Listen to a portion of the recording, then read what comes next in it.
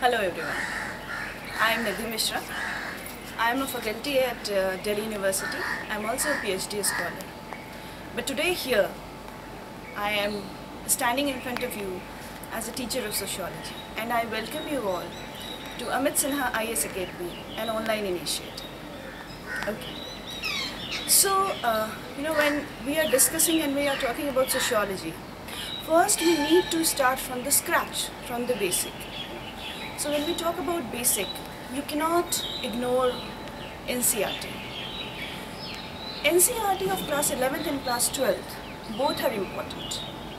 Why would I say both are important? Because class 11th gives you a basic understanding. If you are a non-sociology student, then a person has, or it is prerequisite, it's prerequisite for the students to go through the books of class 11th sociology NCERT.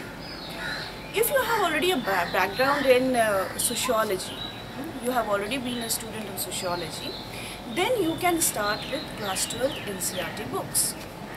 So in class 12 today primarily I will discuss here class 12 primarily books, NCERT books.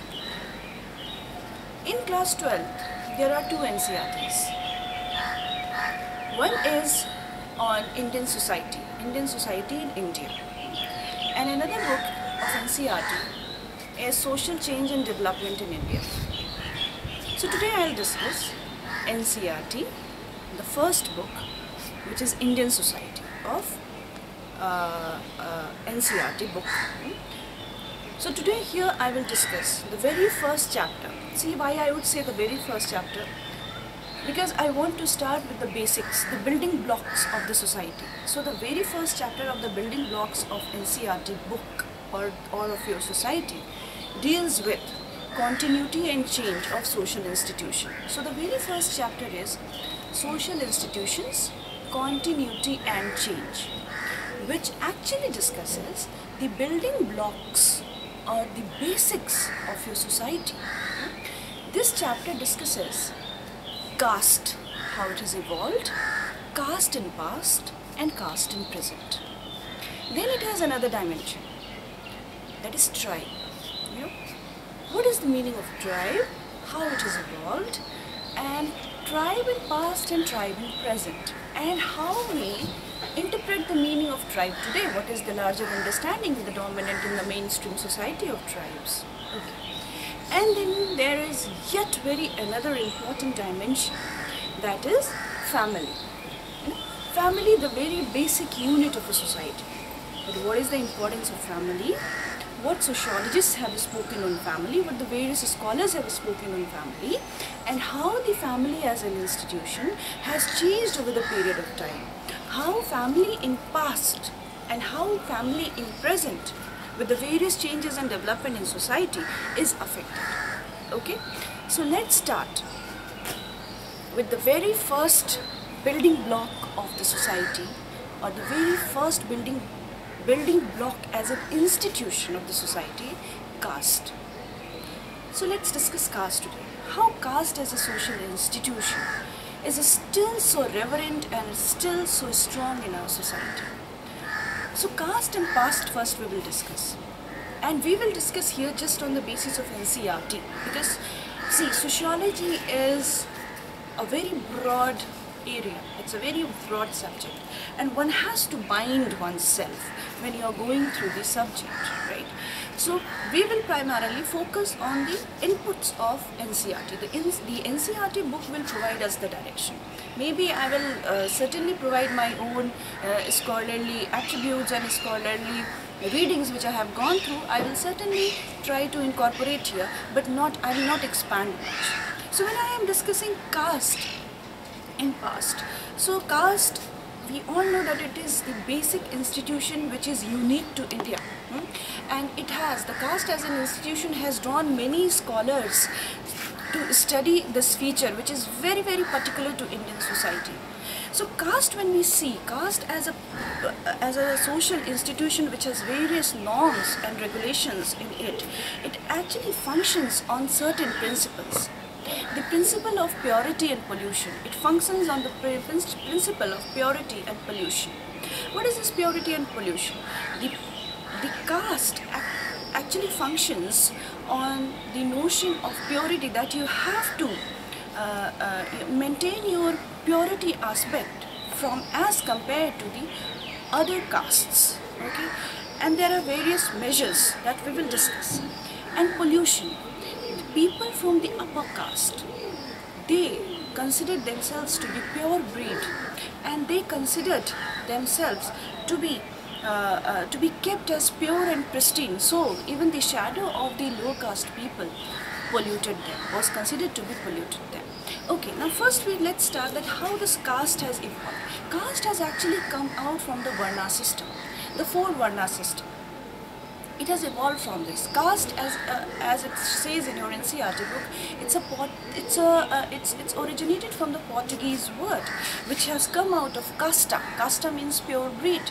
So people from the upper caste, they consider themselves to be pure breed. Okay. Now another principle which has maintained the strong hold of caste in today's society is the practice of endogamy. Now what is endogamy? Endogamy is the practice of marrying within the same caste. Now the practice of endogamy actually preserves the supremacy of one caste over the another, because you are not intermingling with the other caste, with the people of other caste. So it has maintained your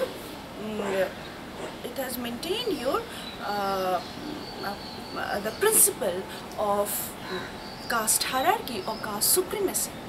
The famous sociologist M.N. Srinivas, when he discusses caste, he talks about dominant caste.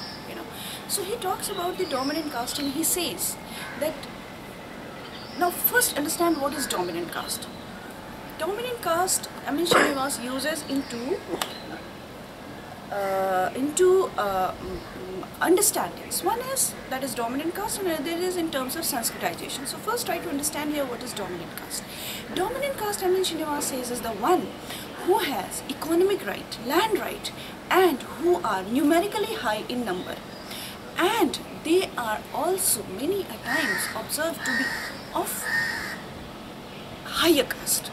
But I would like to mention here that M.S. Srinivas mentions it very clearly that not all the time the people of higher caste are also economically privileged. So basically the dominant caste are one, those who have land right, those who are economically privileged, and those who are high in numericals, those who are high in number, numerically they are high in that particular area. For example, as your NCERT mentions, the Yadavs and Kurmis of Bihar and other castes of South India. So they are the dominant caste. And how this dominant caste actually functions? What happens? The pattern of caste changes with the pattern of Sanskritization, with the process of Sanskritization. So M.N. Srinivas says the caste has maintained its rigidity, but with the process of Sanskritization, it has tried to maintain the mobility, it has tried to keep itself flexible, and it is changing with the changing pattern and with the changing time. So he says that as the caste is very rigid, it does not allow vertical mobility, that you cannot change from one caste to another. It is an ascribed status to you. When you are born into a caste, you are bound to be in that caste only, that the caste identity never goes with, even with your death. So it has a rigid mobility. In fact, it does not allow any mobility. But with Sanskritization, these certain principles, these certain, I would say, the tenets of caste has actually a little bit got flexible. What happened in Sanskritization? The people of that particular locality, they emulated, they copied the practices of dominant caste. For example, I would say the bride price of tribes have converted into or got into dowry system. So even the tribes have also emulated the dowry practice, and there the very basic culture or ritual of bride price has converted into dowry. Not even this, forward castes giving up, or forward castes when they are emulating even any dominant caste of their locality, they are actually giving up their vegetarian practices, and they are getting into non-vegetarianism. So that this is what, or even the lower caste or any other caste who is non-dominant caste of that particular region is actually taking up any food habit. For example, they are also taking up non-vegetarianism as their food habit, although they were very much vegetarian. So, or the vice versa. So this is the Sanskritization as a process has changed the pattern of caste system to a larger extent. Caste in colonial India, when we discuss, has a very significant aspect. Caste was one glaring issue which has been, or which was part of social reform movement. Caste and women, I would say here, but we are discussing caste here.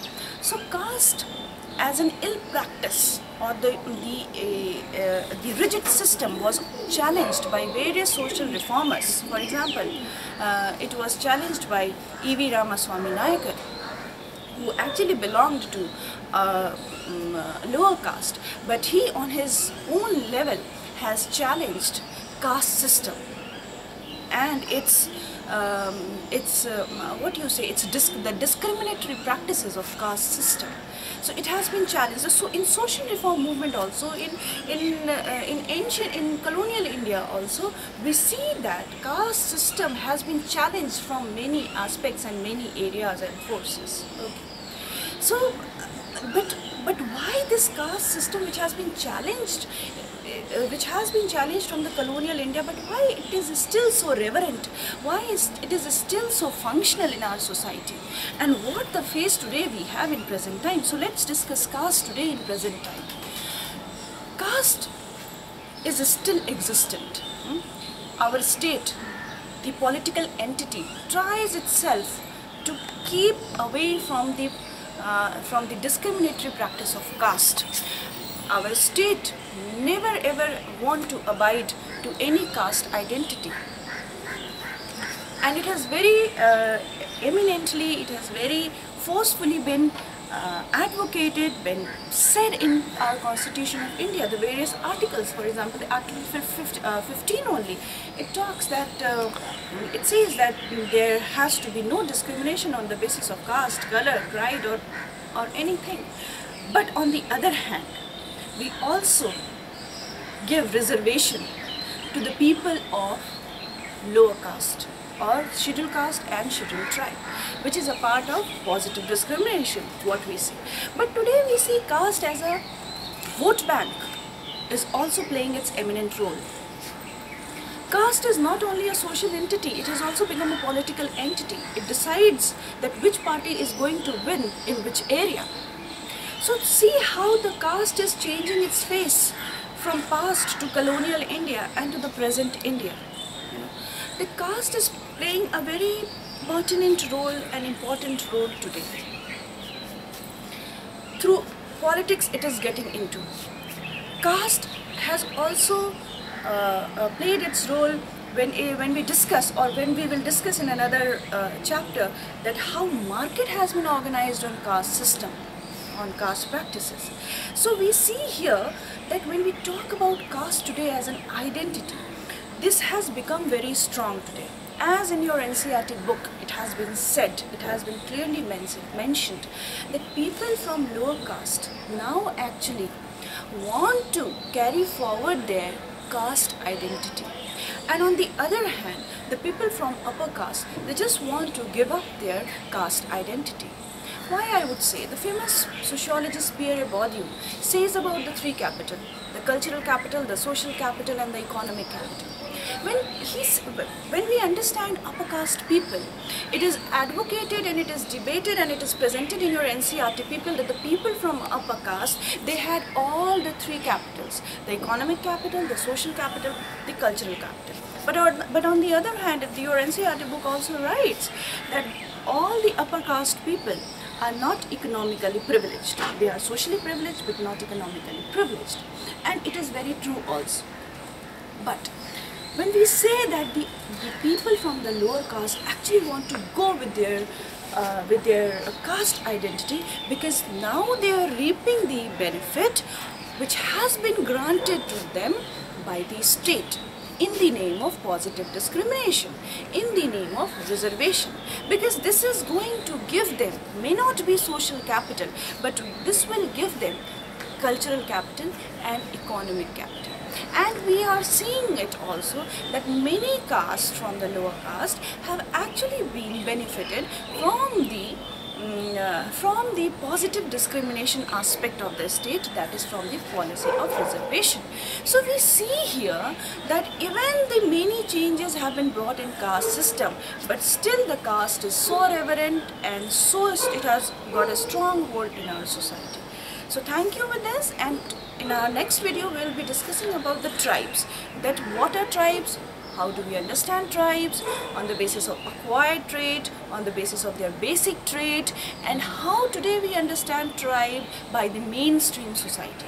We will also try to just a little bit focus here that what is assimilation and integration, and how with this policy of assimilation and integration the tribes have been affected. And afterwards we'll discuss family. Family in past and family in present. Whether it is a support system or somewhere it is putting a hindrance in carrying forward your aspiration. So till then, take care of yourself. See you soon in another video. Thank you so much.